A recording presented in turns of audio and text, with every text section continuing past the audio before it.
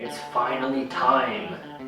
The philosophy that I have been putting off for so long because I have been saying philosophy comes later, the time is now. It is nigh, it is here. And in this first episode on philosophy knowledge drop, I'm going to do a little general comparison and contrasting between the schools of the East and the schools of the West.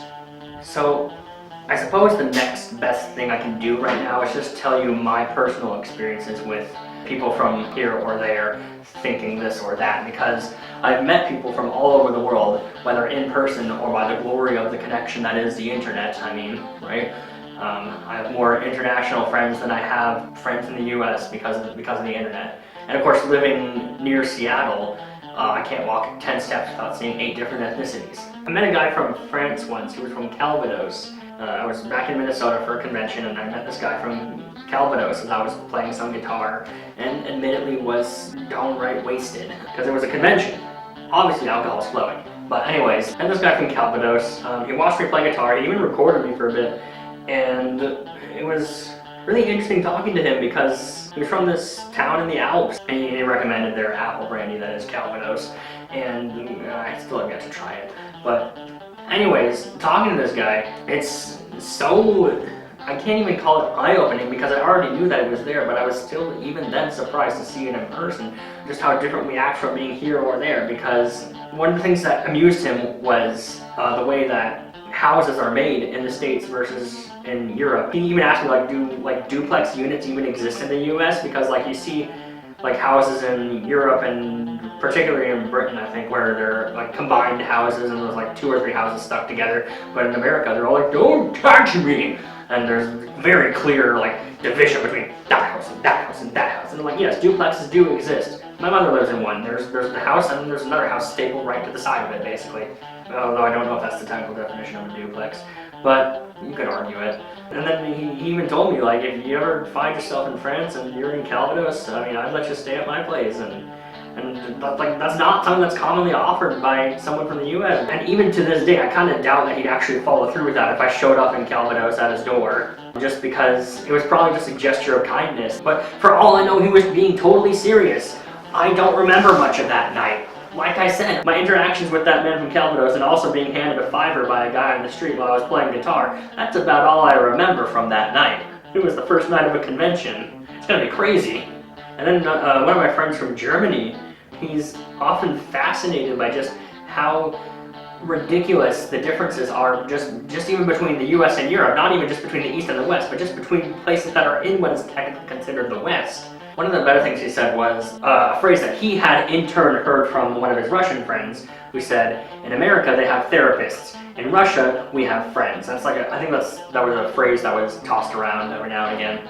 But is that even what I'm supposed to be talking about right now? Because I'm technically talking about East versus West in this episode. That's technically what this episode is called. But even from where I stand to say 5 miles west of me, there's even differences there because every person is their own person, and and conflict is because you're not me. That's the reason for human conflict. Hey, you're not me. What kind of a hole am I digging myself into here now by saying all this stuff that's probably been said a dozen times before by hundreds of people, thousands times more qualified to say what I have. People who have entire PhDs behind their back, and here I am, a 23-year-old dude rambling about philosophy like he knows his stuff. I'll still probably even be called out for being you don't know much. Yeah, I know I don't know much. All I know is that I know nothing, and I know that. But if you think you know something, then you don't because you don't know. But then again, can you know? Maybe you do know. There's the whole idea of all I know is I know nothing versus I know what I know. And you might know for all I know because your perspective is your own, and if you say you know this, then technically you do know that, but do you know that? What even is knowing? What is knowing? What is knowledge? What is? Ugh, I'm riling myself up here. That's the kind of stuff I'm going to be getting into here. And I haven't even gotten into my own little school that I figured out that probably exists in another language under another name.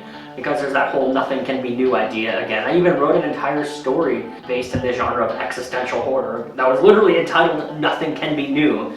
So, what can I say that can tell you that East and West are different and similar without sounding pretentious, but then again, I can't. I mean, like, I can only tell you so many times this is this or it is that.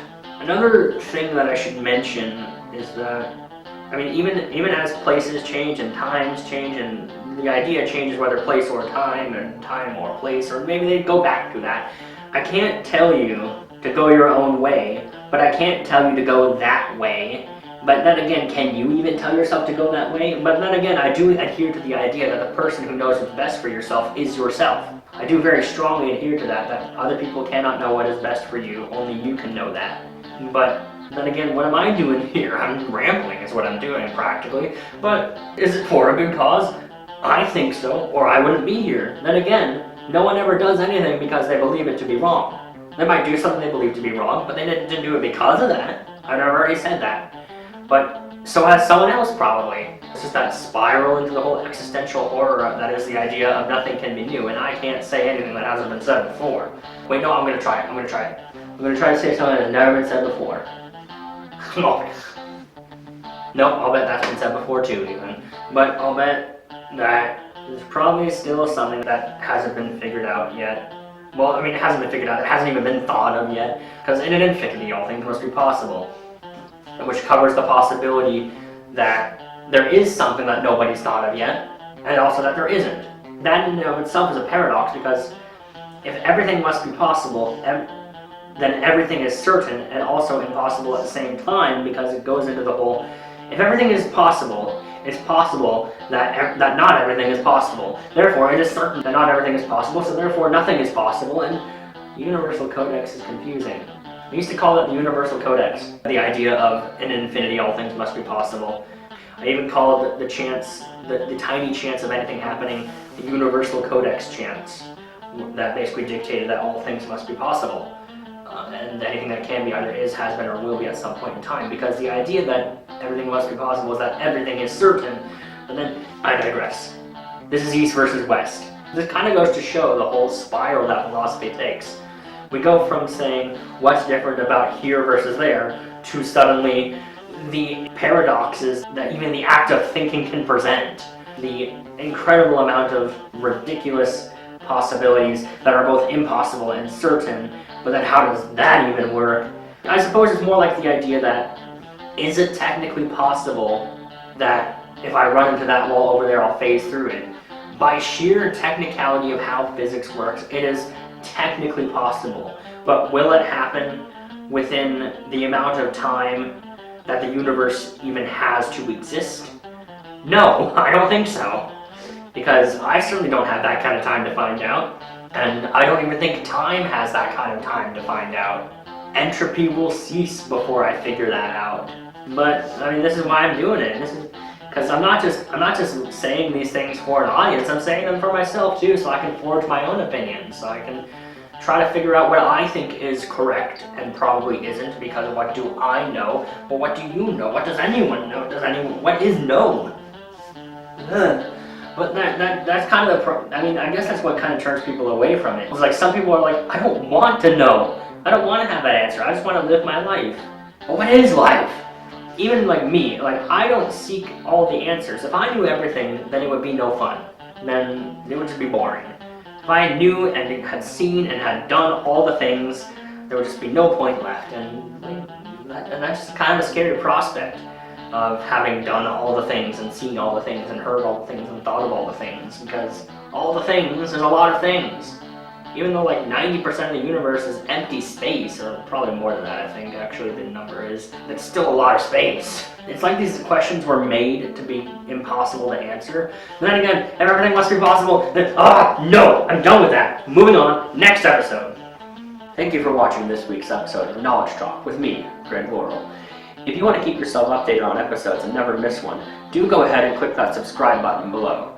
If you got suggestions, comments, or even questions for me regarding the show's topic, or just about me in general, go ahead and leave a comment. I'm probably watching. So until next week, may warrior and scholar come together and help each other to return home in great victory.